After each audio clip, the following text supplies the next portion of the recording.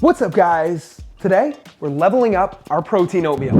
This chocolate protein baked oatmeal only takes a few minutes to prep, uses common ingredients, and is packed with great macros. So let's jump right into it.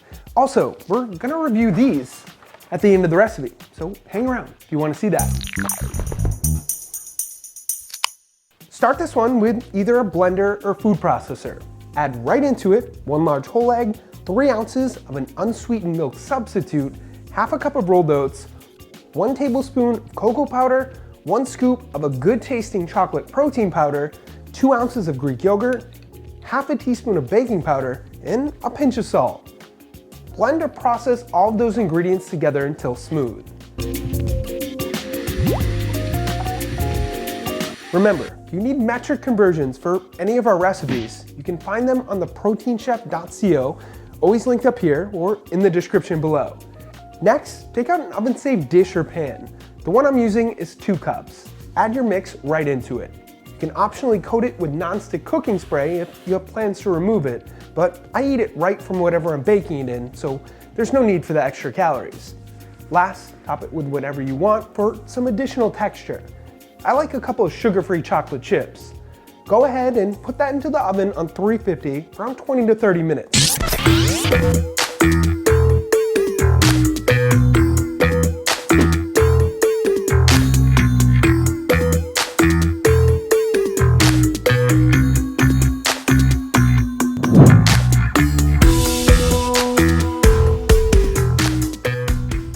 Couple tips for this one.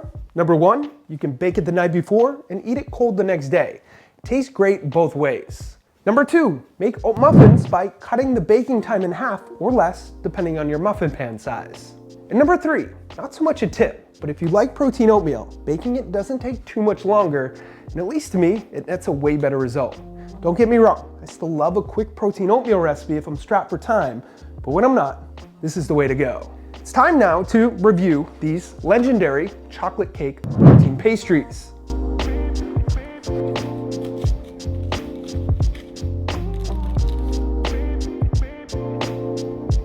Starting off, the macros are pretty good. 1 pastry has 180 calories, 8 grams of fat, 23 grams of carbs, 9 grams of fiber, and 20 grams of protein.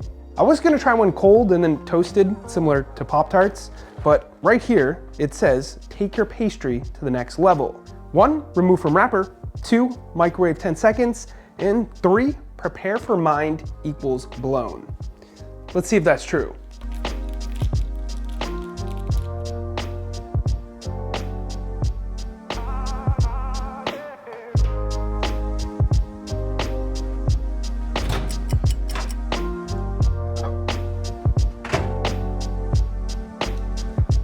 All right, let's see if this blows my mind. It smells okay. One more bite.